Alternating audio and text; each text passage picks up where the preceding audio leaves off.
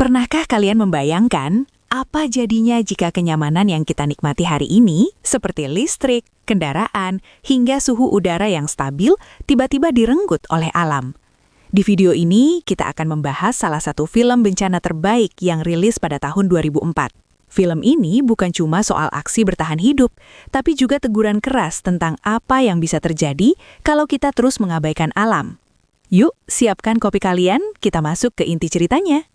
Cerita dibuka dengan pemandangan sunyi di lapisan es Larsen, Antartika. Seorang ahli paleoklimatologi bernama Jack sedang bekerja keras mengebor sampel es purba untuk memahami sejarah iklim bumi. Namun, ketenangan itu pecah saat retakan raksasa tiba-tiba membelah daratan es tersebut.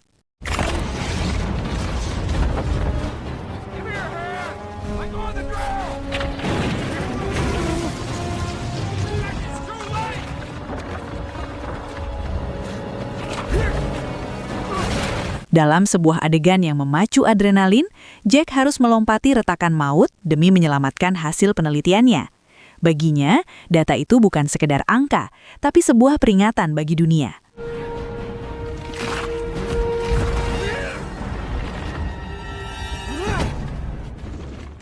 Beberapa waktu kemudian, Jack membawa temuan ini ke konferensi PBB di New Delhi, India. Saat Jack sedang memaparkan teori bahwa bumi akan mendingin akibat mencairnya es kutub, sayangnya peringatan Jack dianggap angin lalu oleh Wakil Presiden AS, Baker, yang lebih memusingkan masalah ekonomi daripada bencana yang mungkin akan terjadi.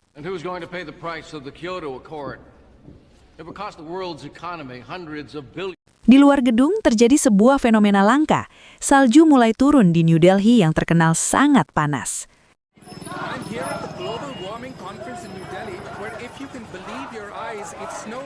Prediksi Jack ternyata datang lebih cepat dari yang diperkirakan oleh komputer manapun. Di belahan dunia lain, cuaca mulai bertingkah sangat aneh. Jepang dihantam hujan es sebesar kepalan tangan. Sementara di Los Angeles, rentetan tornado dahsyat menyapu bersih kota dalam sekejap.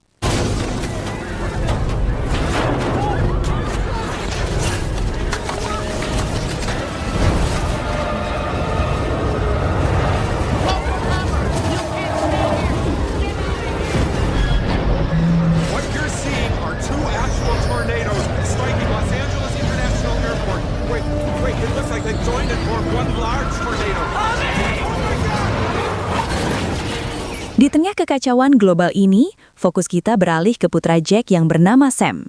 Sam sedang berada di New York bersama pujaan hatinya yang bernama Laura untuk mengikuti sebuah kompetisi. Time's up. Correct answers, please. Saat badai mulai mendekati pantai timur Amerika, Sam menyadari bahwa ini bukan sekedar hujan biasa. Lautan mulai meluap, dan dalam hitungan jam, banjir tsunami yang sangat tinggi menyapu jalanan Manhattan, memaksa Sam dan ratusan orang lainnya berlindung di dalam perpustakaan umum New York. Come on! Up to the library!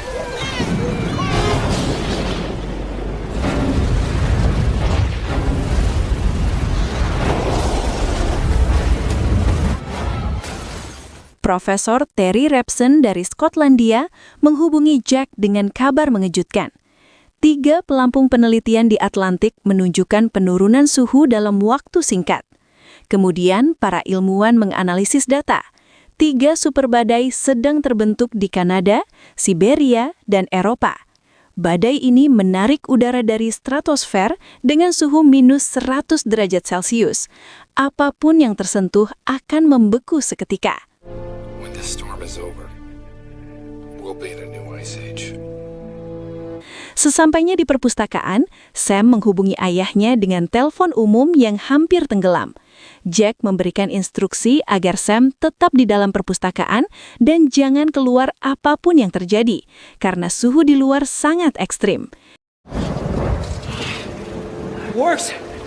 Sam's on the phone. Dad! Where are you? Are you all right? I'm all right. We're at the public library. Sam, listen to me. Listen very carefully. It's going to turn into a massive blizzard with an eye in the center of it, just like a huge hurricane. Uh-huh. Only the air is going to be so cold you could freeze to death in seconds. What should we do? Listen to me, son. Do not go outside. Just burn whatever you can to stay warm and try to wait it out. I will come for you. Do you understand me? I will come for you.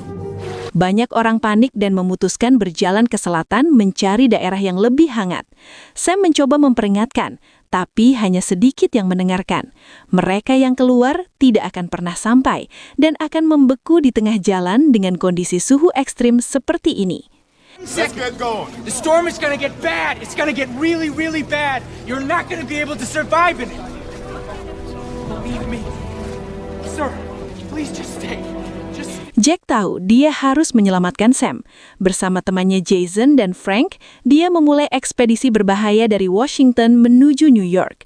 Pemerintah menyebutnya bunuh diri, tapi Jack tidak peduli. Dia sudah terlalu sering mengabaikan putranya karena terlalu sibuk dengan penelitian. Mereka pun memulai perjalanan dengan penuh tantangan, karena kondisi kota sudah seperti zaman es. Tanpa mereka sadari, di tengah badai yang mengerikan, pijakan mereka saat ini adalah atap kaca dari sebuah gedung tinggi yang tertimbun salju. Frank pun terjatuh karena kaca yang dipijak sudah tidak kuat menahan beban. Jason dan Jack mencoba menyelamatkannya, tapi kaca yang lain mulai retak. Frank tahu jika mereka bertiga mencoba bertahan, semuanya akan mati. Dengan keberanian luar biasa, dia memotong tali sendiri. I can get you out! Do it! No, Frank! Dengan berat hati, Jack dan Jason akhirnya melanjutkan perjalanan. Singkat cerita, malam hari pun tiba, dan mereka dengan terpaksa harus mendirikan tenda di tengah badai. Keesokan paginya, badai super besar yang menyelimuti belahan bumi utara mulai meredah. Jack akhirnya sampai di New York yang kini tertimbun salju setinggi gedung bertingkat.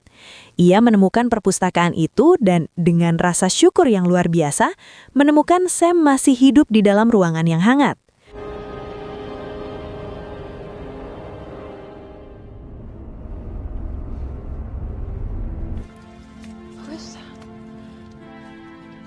My father.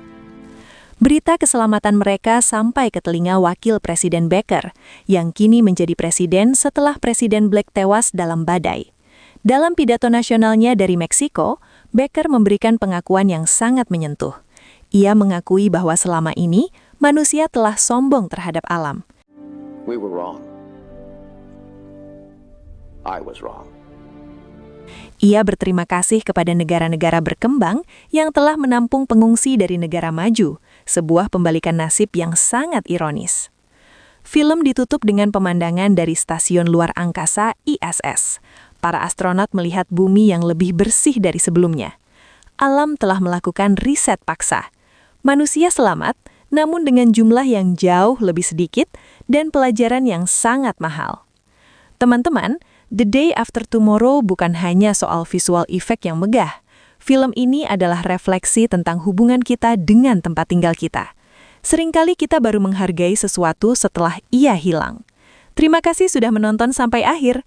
Jangan lupa untuk menjaga bumi kita dengan cara yang paling sederhana sekalipun, seperti tidak membuang sampah sembarangan. Sampai jumpa di ulasan film seru lainnya. Tetap sehat, tetap positif. Assalamualaikum.